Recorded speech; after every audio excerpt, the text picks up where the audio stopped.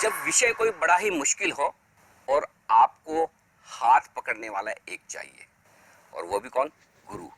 जी हाँ, ज्ञान देने वाले तो बहुत मिल जाएंगे, लेकिन ज्ञान उनसे लें जिन्हें अनुभव भी है, और ज्ञान और अनुभव का संगम हो तो फिर उस गुरुकुल में आपको जाना भी चाहिए। और खास तौर से तब जबकि बात कमाई और पैसे की हो, तो आपके लिए चाहिए एक ऐसा फाइनेंशियल गुरु जो बाजार को समझता हो, इन्वेस्टमेंट्स को समझता हो, और आपको आसान भाषा में समझा सके कि आपको क्या करना है और क्या नहीं। जी हाँ, इक्विटी गुरुकुल हमने इसीलिए शुरू किए कि वो इन्वेस्टर्स जो बाजार में आना चाहते हैं या आ चुके हैं लेकिन बाजार को पूरी तरह से समझते नहीं है, इन्वेस्टमेंट्स को पूरी तरह से समझते नहीं है, तो उन्हें किस तरह से अपने इन्वेस्टमेंट्स करने चाहिए, क्या नहीं करना चाहिए, क्या करना चाहिए। ये है इक्विटी गुरुकुल की खास पेशकश जो जी बिजनेस बीएससी के इन्वेस्टर प्रोटेक्शन फंड के साथ आपके लिए लेकर आ रहा है। और इस कड़ी में आज सबसे पहले हमारे मार्केट गुरु हमारे साथ कार्यक्रम में शामिल हो रहे हैं, जिनके परिचय की आपको जरूरत नहीं है, आप सब उन्हें अच्छे से जानते हैं और पहचानते हैं। जी हाँ, कोटक म्यूचुअल फंड के एमडी और सीईओ नीलेश शाह, जो 30 सालों से ज्यादा का अनुभव स्टॉक मार्केट का रखते हैं, और वो चार्टर्ड अकाउंटेंट तो है ही, लेकिन एक गोल्ड मेडलिस्ट चार्टर्ड अकाउंटेंट है। और न सिर्फ इक्विटी बल्कि डेट, न सिर्फ मार्केट बल्कि इकोनॉमी, न सिर्फ घरेलू बाजार बल्कि अंतरराष्ट्रीय बाजारों की भी बेहद गहरी पकड़ रखते हैं। तो नीलेश भाई, सबसे पहले तो इक्विटी गुरुकुल में आपका बहुत बहुत स्वागत है। शुक्रिया। और पहला एपिसोड है इक्विटी गुरुकुल का, और मुझे खुशी इस बात की है आप जैसे गुरु के साथ हम शुरुआत कर रहे हैं। अनिल भाई, सबसे बड़ा गुरु मार्केट है। बिल्कुल। कभी भी ये अहंकार नहीं होना चाहिए कि मुझे सब कुछ आ गया है। ये 30 सालों ने एक ही चीज सिखाई है कि मार्केट से हमें हर रोज कुछ सीखना है। मार्केट के स्टूडेंट बने रहो, आपका भला होगा। मार्केट में गुरु बनने की कोशिश मत करिए। बिल्कुल, market is supreme, market is God, market is गुरु। लेकिन हाँ, फिर भी हम ये समझते हैं कि हम में से जो कुछ थोड़ा बेहतर जानते हैं, चाहे वो नॉलेज हो चाहे एक्सपीरियंस हो, तो आज आपके 30 सालों के नॉलेज और एक्सपीरियंस को अगले 30 मिनटों में मैं कुछ ग्रहण करने की कोशिश करता हूँ। तो शुरुआत नीलेश भाई यहीं से करते हैं कि आपने जब मार्केट में इन्वेस्टमेंट्स की शुरुआत की या कामकाज करने की शुरुआत की, तो शुरुआत में सबसे पहले क्या ऐसी गलतियां की जो एक शुरुआती इन्वेस्टर को नहीं करनी चाहिए? मैं वहां से शुरू करता हूं। बाकी निवेशक की तरह मेरा भी पहला अनुभव काफी खराब रहा। मैंने करीब करीब जहां पे भी निवेश किया 100% राइट ऑफ कर दिया। 100% लॉस किया। बचपन में पढ़ा था रामायण में कि राम के नाम पे पत्थर तर जाते हैं। अब मार्केट में आके पता चला कि राम के नाम पे ही पत्थर तरते हैं, रावण के नाम पे नहीं। 91, 92 हर्षद मेहता का समय था। कई ऐसी कंपनी के स्टॉक ऐसे बढ़े जैसे पीछे रॉकेट लगा हुआ था।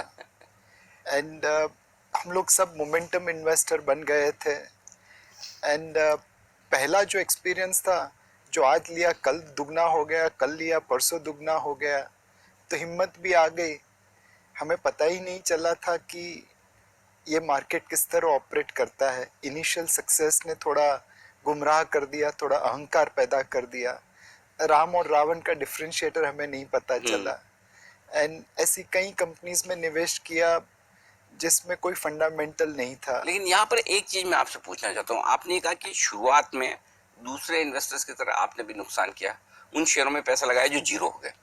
तो आमतौर पर हमारे जो दर्शक हैं, जो छोटे इन्वेस्टर्स हैं, वो इसी तरह के शेयर खरीदते हैं जो सस्ते होते हैं, कम दाम के होते हैं, फिर वो सोचते हैं कि यही डबल होगा, जीरो हो जाता है, फिर मार्केट छोड़ देते हैं। तो आपने ऐसा क्या सोचा कि जीरो करने के बाद भी आप मार्केट में बने रहे? एक मेरी तकदीर अच्छी थी कि मुझे नौकरी फाइनेंशियल सर्विसेज क्षेत्र में मिली। दूसरा, मैं एक ऐसी कंपनी में काम करता था जिसका जॉइंट वेंचर जेपी मॉर्गन के साथ था, आईसीआईसीआई सिक्योरिटीज करके। तीसरे, मेरे आसपास जो मेरे कलीग थे, मित्र थे, मेरे सुपीरियर थे, वो सब बहुत ही ज्ञानी लोग थे, रियली जिसे मैं आज भी गुरु कह सकता हूँ। तो कुछ इस तरह की कंडीशंस बन गई कि थोड़ा ग्लोबल ज्ञान मिला जॉइंट वेंचर की वजह से, थोड़ा अपने कलीग से सीखा और थोड़ा खुद के एक्सपीरियंस से सीखा, और इसी मार्केट में टिका रहा, मैं भागा नहीं। अच्छा, तो पहला एक्सपीरियंस आपका ये हुआ जब पैसा बनने लगा, तो ये समझने लगा मुझे सब आता है, ये गलतफहमी हुई? ये गलतफहमी हुई और इसीलिए मतलब एंड इनफैक्ट ऐसी गलतफहमी सिर्फ 91 में नहीं हुई, लाइफ में बहुत बार हुई और बहुत बार जोर से गिरा। इनफैक्ट बचपन में सुना था कि अहंकार तो राजा रावण का भी नहीं चला था जी। तो वो पर्सनली एक्सपीरियंस करके देखा है कि जिस दिन मुझे ये गुमान हो गया कि मैं मार्केट का गुरु हूँ, बहुत कम समय में जमीन पे आके जोर से गिरा। एंड उसी वजह से अब हमेशा ठान के रखा है कि मार्केट में स्टूडेंट ही रहने का, गुरु बनने की हिम्मत नहीं करने की। अपने अहंकार को, अपने ईगो को, अपनी ग्रीड को, अपनी लालच को काबू में रखना बहुत जरूरी है। इमोशंस, यस, किसी भी तरह का हो, एब्सोल्युटली। अगर आपके पास इमोशंस बहुत है तो मार्केट इमोशनलेस है। लेकिन यहाँ से जब आप आगे बढ़े और जब आप पहले झटके के बाद जो सीखे, क्या उसके बाद सब कुछ समझ में आ गया कि उसके बाद भी समय समय पर कुछ और झटके लगते रहे? नहीं, रोज नई चीज सीखने को मिलती है। 91 के निराशाजनक प्रदर्शन के बाद आगे बढ़े, दुनिया देखी, कुछ समझ आई। फिर एक उस समय का कुछ माहौल ऐसा था, कुछ अपनी परवरिश ऐसी थी कि गोरा जो बोले वो सब सही। हाँ, एफआईज ने जो किया बस, एफआईज ने जो बोला वो सही। मतलब कुछ इस हद तक का माहौल था कि गोरे का फोन आया तो हम तो खड़े होके बात करते थे। एंड देन जीडीआर में देखा कि उन्होंने बहुत सारी ऐसी कंपनीज के स्टॉक ले लिए जिसके भाव हमें वाजिब नहीं लगे थे, पर हमने सोचा कि शायद हमें कुछ समझ में नहीं आ रहा है, इनको वो चीज दिख रही है जो अपनी समझ के बाहर है। राइट। वही चीज थोड़ी आगे बढ़ते बढ़ते 97-98 में आ गई, जब बहुत मंदी थी और बहुत सारे गोरे आके हमें ज्ञान देते थे कि बस भारत का तो पट्टा बैठ जाएगा। फिर 2000 में देखा कि technology, media and telecom bubble चल रहा था, एकदम टीएमटी का जमाना था, अनाप शनाप भाव बढ़ रहे थे। तो ये जीडीआर से लेके टीएमटी तक में ये समझ आ गई कि भैया कौन बात कर रहा है वो महत्व नहीं है, क्या बात कर रहा है उसका महत्व है। जस्ट बिकॉज आपके ऊपर वाला कुछ बोल रहा है तो वो सत्य हकीकत नहीं है, वो भी गलत हो सकता है। तो ये सालों ने वो हिम्मत बना दी कि सुनिए सबकी, करिए अपनी। कोई ऐसा ज्ञानी नहीं है इस पूरे मार्केट में जो आने वाले कल में क्या होगा वो आपको बता पाएगा। आपको अपना एनालिसिस करना है, सबकी सुनिए, बट अपना एनालिसिस करके खुद का डिसीजन लीजिए। एंड कुछ हद तक वो हिम्मत आ गई कि एक बार एक बड़े विद्वान निवेशक है जिम रॉजर्स करके, जब उन्होंने भारत के ऊपर सेल कॉल दिया तो हिम्मत करके पब्लिक में उनके सामने लिख दिया पूरी विनम्रता से कि सर आप गलत है। बिल्कुल, और तब मैंने आपका इंटरव्यू भी किया था, मुझे याद है। भी लिया था। एंड टचवुड एटलीस्ट आज तक तो मैं जिम रॉजर्स से सही हूँ। नहीं, उसमें कोई डाउट ही नहीं है। और एक्चुअली मैं आपसे जब ये जान रहा हूँ तो इसके पीछे मेरा मकसद भी है कि हमारे जो दर्शक हैं, जो व्यूअर्स हैं, जो इक्विटी का इन्वेस्टमेंट करना चाहते हैं, उन्हें ये समझ में आना ज़रूरी है कि किस तरह से बाजार में अच्छा और ख़राब वक्त दोनों चलते हैं, अच्छे और बुरे शेयर दोनों होते हैं। आपको उससे समझ कर आगे कैसे करना है। लर्निंग्स उसके बाद और आगे जब बढ़े जिम रॉजर्स के बाद, उस वहाँ पर किस तरह की नई लर्निंग्स आई? सो 2008 के आसपास हमें पता चला कि वैल्यूएशंस का क्या इम्पोर्टेंस है। वो एक ऐसा समय था जहाँ पे एक इंफ्रास्ट्रक्चर कंपनी का मार्केट के पूरे फार्मास्यूटिकल सेक्टर से ज़्यादा हो गया था। ऐसा लग रहा था जैसे भारत में इंफ्रास्ट्रक्चर बनता ही जाएगा और ये सारे स्टॉक चलते ही जाएंगे। सो वैल्यूएशन की इम्पोर्टेंस 2008 ने हमें सिखा दी। एक कहावत है मार्केट में कि भाव भगवान है, जो भाव बोले वो सही, बट उसका एक कोरोलरी है, प्राइस इज व्हाट यू पे, value is what you get. तो ये दोनों चीजें अपने मायने में सही है और उनका रिकंसिलेशन मुझे 2008 ने सिखा दिया। ठीक बात है। तो मतलब कोई भी चीज भाव से अच्छी है और कोई भी चीज भाव से बुरी भी हो सकती है। एब्सोल्युटली, बिल्कुल। तो चलिए, ये तो आपने अपने अनुभव से सीखा। अब आपके अनुभव से मैं चाहता हूं कि हमारे दर्शक सीखें कि इस मार्केट में जहां सबसे बड़ी चीज डर लगता है, डर एक ही बात का, और वो ये है, और ये राष्ट्रीय नहीं अंतर्राष्ट्रीय समस्या है हर एक इन्वेस्टर के साथ, हिंदुस्तान में चाहे इंटरनेशनली। जैसे ही लेते हैं भाव गिर जाता है, जैसे ही बेचते हैं भाव बढ़ जाता है। इस समस्या से कैसे निपटारा करें? इस समस्या का एक ही समाधान है कि हम इसको एक्सेप्ट कर लें। अगर मैं मेंटली प्रिपेयर हूं कि मेरे लेने के बाद भाव गिरने ही वाला है और मेरे बेचने के बाद भाव बढ़ने ही वाला है, तब अगर वो हो जाता तो मुझे उतना शॉक नहीं लगता। Right. So I think it is acceptance of reality कि बस मार्केट है, ऊपर नीचे होता ही रहेगा, मुझे अपने रास्ते पे जाना है। हम लोग ट्रेन में बैठते हैं और जब ट्रेन चालू होती बहुत आवाज़ करती है, बट उस वजह से डर के मारे हम ट्रेन तो छोड़ नहीं देते। कई बार ट्रेन स्टेशन पे रुकती है, उसमें आगे इंजन जोड़ना है या पीछे बोगी जोड़नी है, तो ट्रेन को कभी पीछे भी लेके जाते हैं। हम लोग डर के मारे उतर तो नहीं जाते कि ये ट्रेन रिवर्स में चली गई। तो जो मैच्योरिटी आप एक ट्रेन ट्रैवल में लगाते हैं, बिकॉज आपको एक्सपेक्टेशन है, आपको रियलाइजेशन है, वही मैच्योरिटी आपको स्टॉक मार्केट में लगानी है। बैठे तो नॉइज जोर से होगा, कभी कभी ट्रेन रिवर्स में भी चलेगी, बट अगर बैठे रहे, ट्रेन नहीं छोड़ी, तो अपनी गाड़ी मकाम पे पहुंच जाएगी। बैठे रहना जरूरी है, बैठे रहना बहुत जरूरी। टिकट खरीद कर। टिकट खरीद के।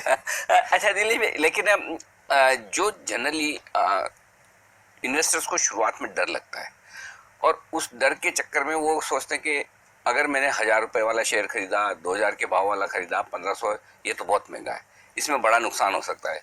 1000 रुपये, 1500 रुपये, 5 रुपये वाला खरीदा, 10 रुपये वाला खरीदा, तो इसमें कितना है, 5 ही जाएगा, 10 ही जाएगा। तो ये जो मेंटेलिटी है आमतौर पर लोगों की, और यही वजह है कि रिटेल इन्वेस्टर्स वो कचरा वाले शेयर खरीदेंगे और फिर पूरा उनका पैसा चले जाता है।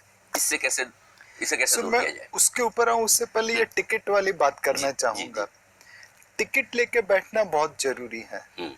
आप मेरा पोर्टफोलियो देख के अगर निवेश करने जाएंगे तो आप गलत हो जाएंगे, बिकॉज मेरे पोर्टफोलियो में वेटेज क्या है, मैं उसमें कितना हेज करके बैठा हूँ, कितना नॉन हेज रखा हूँ, कब मैं उसमें ट्रेडिंग पोजीशन लेके बैठा हूँ, कब इन्वेस्टमेंट लेके बैठा हूँ, आपको वो मालूम नहीं पड़ेगा। अगर आपको किसी बड़े अच्छे नामी इन्वेस्टर्स का पोर्टफोलियो मालूम है, उसके हिसाब से आप निवेश करने जाएंगे, तब भी आप गलत हो सकते हैं। तो बेहतर यह है कि आप टिकट लेके गाड़ी में बैठे, म्यूचुअल फंड में इन्वेस्ट करें फीस देके, या पीएमएस में निवेश करें फीस देके। सेकंड चीज है कि हर किसी को लगता है कि 10 रुपए के शेयर में खोना कम है, 10,000 के शेयर में ज्यादा है। बट अगेन इसमें रियलिटी एक्सपेक्ट करनी है कि अगर 10 रुपए में 10 रुपए जाता है तो भी 100% नुकसान है, और 10,000 में 1000 रुपया भी चला जाए तो सिर्फ 10% नुकसान है। ये एक चीज मतलब इन्हें समझनी चाहिए कि कभी कभी common sense is which is not easily available, which is not commonly available is the most important thing. And ये अमेरिका में एक बार देखा था कि एक नामी फंड मैनेजर ने अपने जो फंड मैनेजर्स थे, नामी सीआईओ ने उनको एक बच्चों के किंडरगार्टन स्कूल में लेके गया, बोला कि ये बच्चे लोग जो स्टॉक पिकअप करेंगे उसको आप आउट परफॉर्म करना। तो फंड मैनेजर ने बस आपकी तरह कहा कि कोई अच्छी कंपटीशन लेकर आओ, या बच्चों के साथ क्या खिलवाड़ कर रहे हो। ये सीआईओ ने बोला कि no, I am very serious, और आप ये बच्चों के पोर्टफोलियो को आउट परफॉर्म करके बताओ। फंड मैनेजर्स ने अपने कंप्यूटर खोले, दिमाग यूज किया और एक पोर्टफोलियो बना दिया। बच्चे लोगों को तो कुछ ऐसा कंप्यूटर था नहीं, तो उन्होंने अपने हिसाब से पोर्टफोलियो बनाया। 1 साल के बाद बच्चों ने, किंडरगार्टन के बच्चों ने सारे फंड मैनेजर्स को आउट परफॉर्म कर दिया। वो कैसे? गलती कहाँ हुई? फंड मैनेजर्स ने अपना बहुत ज्यादा तेज दिमाग लगा के ये स्टॉक लिया, वो स्टॉक लिया, ये स्टॉक लिया, वो स्टॉक लिया।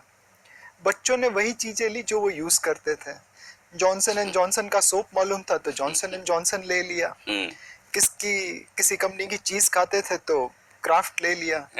कहीं का जो प्रोडक्ट यूज कर रहे हैं, प्रोडक्ट वो यूज करते थे वही उन्होंने ले ली, और उसी चीज ने आउट परफॉर्म करके दिखा दिया।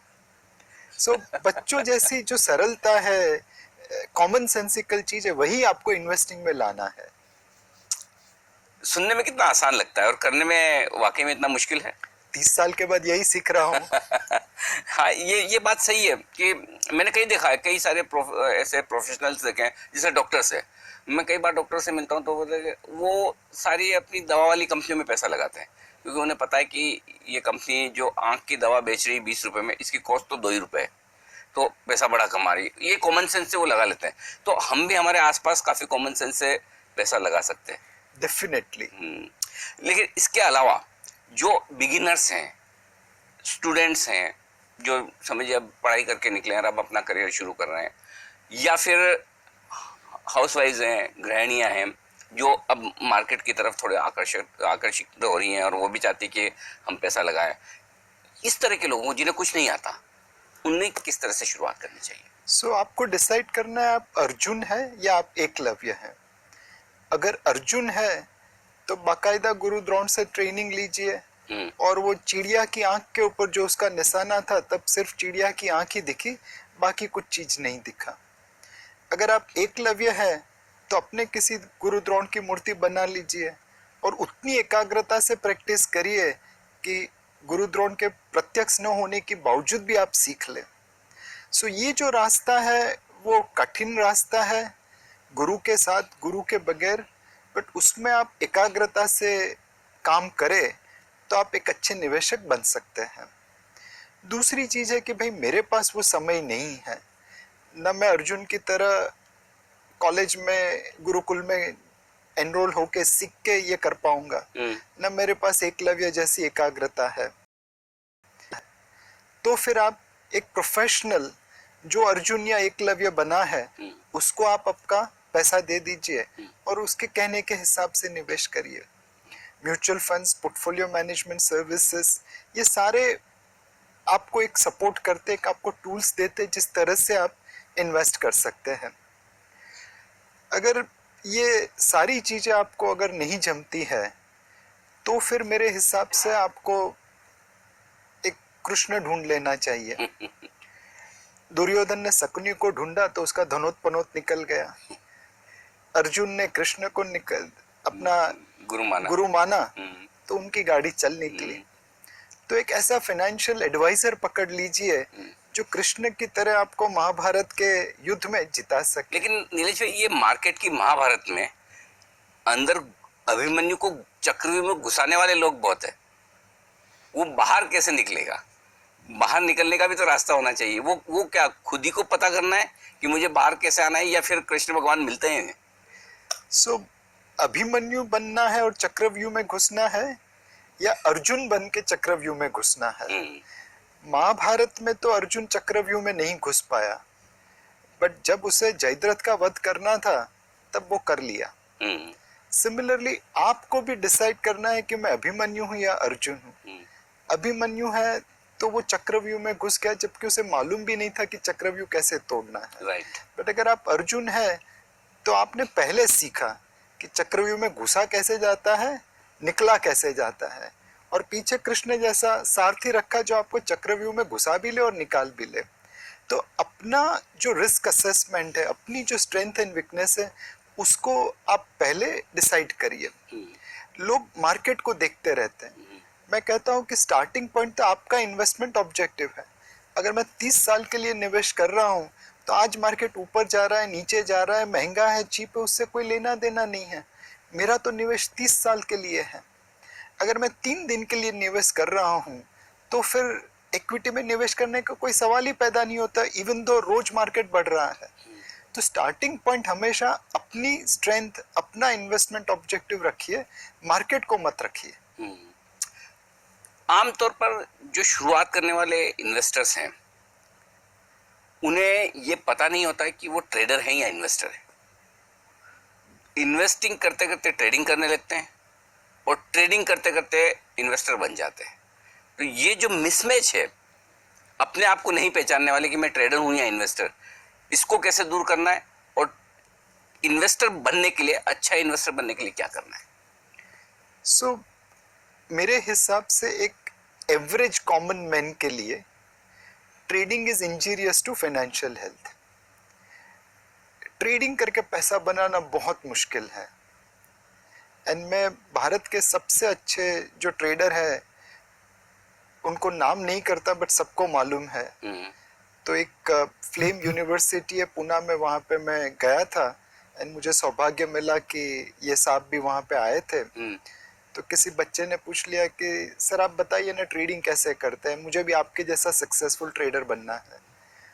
तो इन्होंने सीधा बताया कि देख मैंने अपने बच्चों को वो नहीं सिखा पाया हूँ, तेरे को कहाँ से सिखा पाऊंगा।